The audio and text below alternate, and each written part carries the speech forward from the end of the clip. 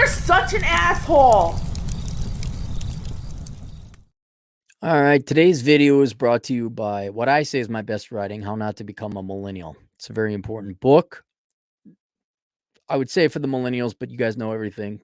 So never mind, you don't need it. But for you youngins out there who don't want to be 38 and begging for a student loan bailout and contemplating a noose because Biden's got, bailout got shot down by the Supreme Court. If you don't want to be that when you're 38, maybe consider it, but there's actually a lot of important life lessons in there because, man, did we F over the millennials. I won't lie to you, kid. Yep, I'm with you there, millennials. The boomers lied to you. They absolutely did. And I would suggest that you then say, well, what is the opposite of what we were told? That must be true. But no, that would go against your socialist politics. Just go blame the Republic. Trump bad. You'll be 80 years old on your deathbed with a ton of debt and no life, like just a completely pissed away life. You, Trump and the boomers. I'm like, and that was the millennial generation. Didn't you try to save them, to make them save the, like it was halftime, right? You came out with that book to help out the millennials to salvage the later half of their life so their pitiful little microscopic blip of an existence in this universe would have counted for something. I sure did. And what did they do? They called me all sorts of names of ists and phobes. That doesn't make sense. It never did with them. Everyone that disagrees with them is Hitler because they know better. That's why they need perpetual bailouts. So let's go through this because this is instructional for many people. I'm a fourth-time returning client looking for honest career advice. You said an email response, but you want video. I stupidly majored in English on a full scholarship to an Ivy League school, but somehow still managed to land my dream job writing articles for a firm. All right. The role was remote with $110,000 salary, but after it was acquired, 30% of the U.S. employees were laid off, including me. I only worked at this firm for 1 year. I'm looking for honest career advice. What's next? Let's first explain what happened to you and is the moral of the story. Every great once in a while, you will get your dream job. It happens a little more than you might think. The problem is because of the nature and dynamic of dream jobs, they usually don't last. Like, you are luckier than hell that you majored in something as stupid as English in an English-speaking country and you got a six-figure salary remote. Like, you won the lottery on that. That was 100% luck. Okay, but then when the financial realities come in, like an acquisition or a recession or whatever, or Elon Musk buying out Twitter, the new owners come in and say, we're here to make money. And your job was fluff and probably overpaid as well. And also, as one company acquires another, they probably already have their technical writers or writer staff that they didn't need you. You were probably the acquired company, not the acquirer, which means your firm did not have the power or the say on who stayed and who went. But in general, you'll find these. I mean, I had one. I got to write sovereign risk analyst reports for a firm that shall go unmentioned. It was great. Like, if you want to talk about, me using my maximum amount of skills, that was it. It went away because it wasn't necessary for the business. Ironically, was in the financial services, but ironically, they don't need economists. They don't need economic analysts. And if you're in a luxurious position, other people want that position. So other people always go like, well, I'll apply for that for cheaper. So it's not needed. It's fluff. It's a luxurious position. Other people will do it for cheaper than you. And it also attracts lower quality people. People who are so desperate and hungry just to have that job and be in that field, that these are bad, immoral people. Because ultimately, let's be honest, while you majored in English, you were lazy. And these people claw like politicians just to avoid real work.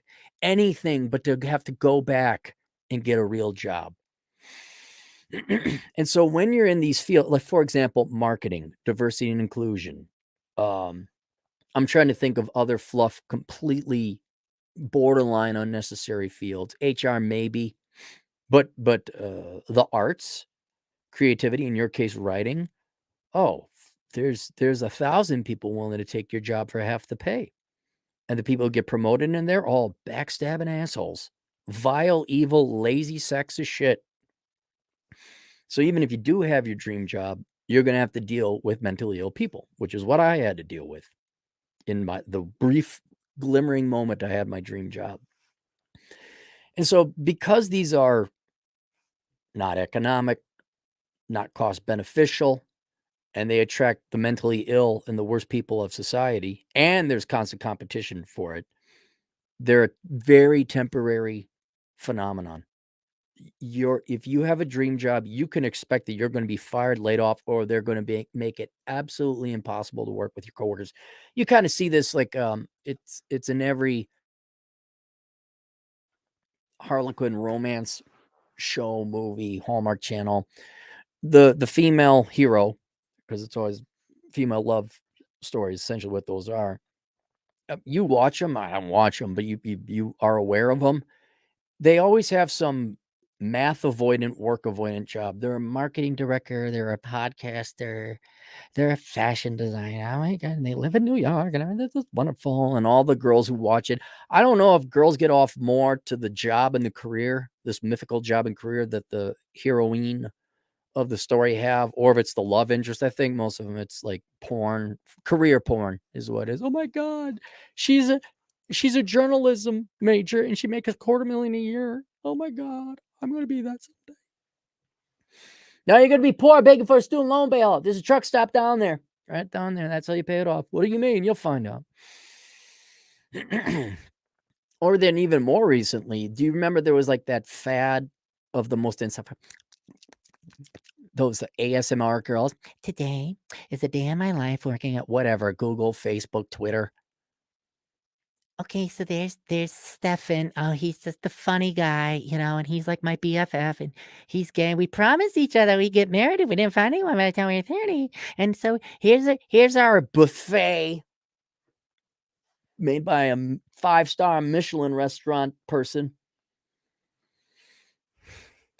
Hot dogs. No one's gonna get that one.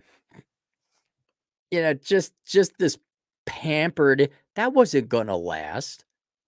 That would get in. There's a whole generation, maybe not generation, but a class or a group of 20-somethings and 30-somethings who just got the lucky streak that graduated from college. Big tech was over hiring. They had way too much venture capital, and they got like, oh, here's my bean bag, and then here's where we have our pool table. Oh, there's Bobby. He's kind of the rebel of the group. And then like, oh, I got my fingernails done. Yeah, that don't last too long. That does not last too long. Usually because the company runs out of money. But in any case, so if you have your dream job, don't expect it, and you are you're reliant upon an employer, it ain't gonna last. And yours didn't. Not for a second do I think this ridiculous job is a job. This thing, I don't even give it the respect of calling it a job. It's not a job. This thing I do, yeah, it could go away at any time. I'm surprised this lasted this long. I'm eternally grateful it has. And Cappy has spent all of his money wisely. But I don't, just probably because I grew up like it. You'd get a job. It seemed like it was the other shoe would always fall. And that's why, because you're not needed. The labor market is inefficient at times. Sometimes they overpay people for things that don't need, for unnecessary things, and you're the beneficiary of that. But it will come to an end when the owner, whether that's the shareholder, a mutual fund manager, a venture capitalist, says, why are we paying Becky $140,000 a year to put videos up on TikTok about her day at Twitter? And then when we fire Becky, naturally it's because of patriarchy, obviously. So there you go. So this is why, again, another book you may want to pick up is called Worthless, The Young Person's Indispensable Guide to Choosing the Right Major. You don't want to be dicking around with this part of your life. You don't want to be constantly applying for jobs, being employed for 9 months here, a year and a half there, and underpaid.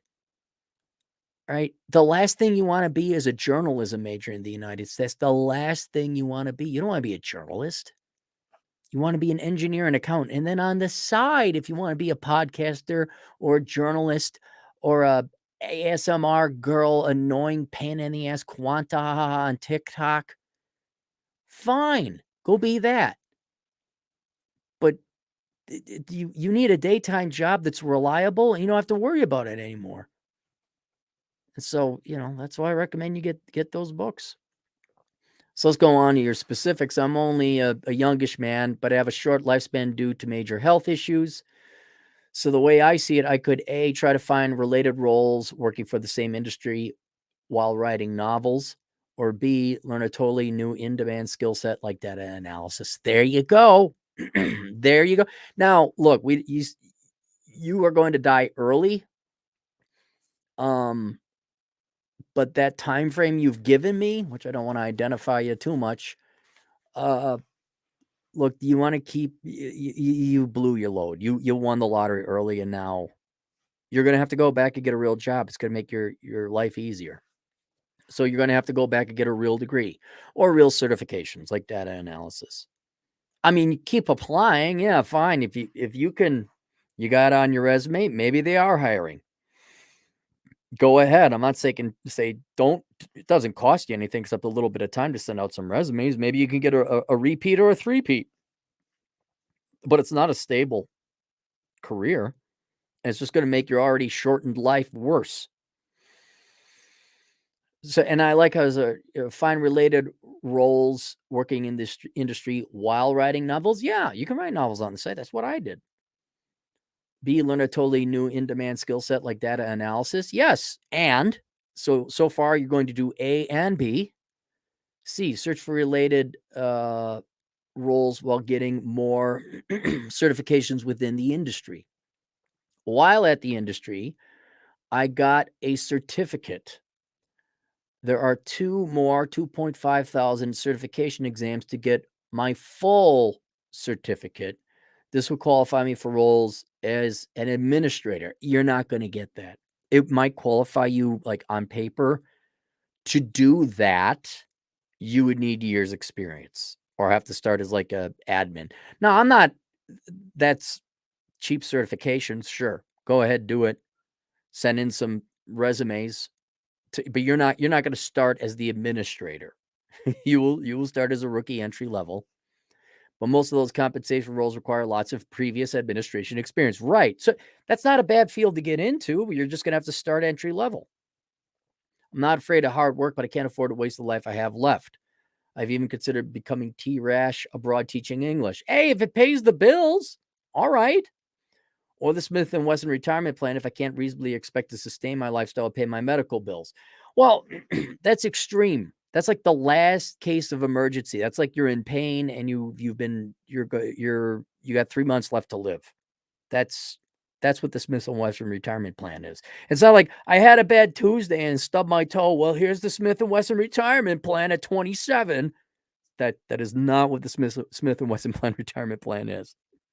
Everyone, please read Bachelor Pad Economics so you understand what the Smith & Wesson retirement plan is and is not. Everyone's like, Aaron Cleary advocates you bump yourself off. It's like, I did not say that. That is exactly not what I said. I've had a full life already, and my credit is okay. I should get $15,000 in severance and unemployment for 6 months starting in September. My debt situation isn't awful. Rent, I could move back in with my parents. Yeah, I do that. Save your money there. It's really only future medical bills and potential surgery complications that could be a problem. I'm a proud member of the Aaron Clary Vasectomy Club, so I won't be passing on my death genes or feeding a dysgenic family. A smart man. Based my experience and skills, what would be my next career move? You're going to do all three of the above because you're going to be unemployed and have nothing else going on. You could certainly go for that administrator goal and definitely into that tangential field within the industry you're in. That's fine. I would also be going back to get data analysis is fine. You don't necessarily have to go to college, but you do need some certain qualifications and skills. You're going back to school. You're going back to school for at least 2 years, learning accounting, learning whatever, and you're doing it all. You see, in Gen X world, we do and. That's the conjunction. In Zoomer and Millennial world, you do or. Do I apply for a job or do I collect welfare or do I go to school? It's like, no, you do all three. Oh, but then I won't have time to sit and look at a blank wall and play video games. No, you won't. There's obviously an emphasis on speed here because you're going to die early. But if you live on the high end of the range you gave me, you got to come up with a plan. You can't assume you're going to die early. You got to make contingencies like, well, what if I live that long? What's his name? Stephen Hawking lived well beyond what he was expected to. So yeah, man, you got to go get some skills. You get to go back to college or online school or online training or something. And that's what I would. Or if you want to travel overseas, become a T-Rash English teacher, as long as you're making the money, sure, why not? Nothing wrong with that. You don't have any family or obligations. It's not like you got to make tons of money either. But yeah, I would not be putting any effort aside from you have something that pops up and it's your dream job, sure, fire off a resume. The remaining 98% of your time and investment should be like new skills, new ability, maybe that other role you're thinking about because it's within the industry, you have a resume for it. But it's a across all fronts. Across all fronts. It's not like, well, I'll do this one thing. No, you're doing them all. There you guys go. And then down below, for those of you who think you're going to have your dream job, for the love of God, will you please go pick up the 2 books, Worthless, Young Person's Indispensable Guide to Choosing the Right Major, and How Not to Become a Millennial. And then you won't be a 32-year-old like, oh, I got laid off after I made a TikTok video showing how no work was being done at my office. And they shut the office down and moved it to Dubai. We got one super chat. Love the Bucky's hat, John and Odd. Thank you. Thank you. Niece has got me this. I'll see you guys later. Toodles.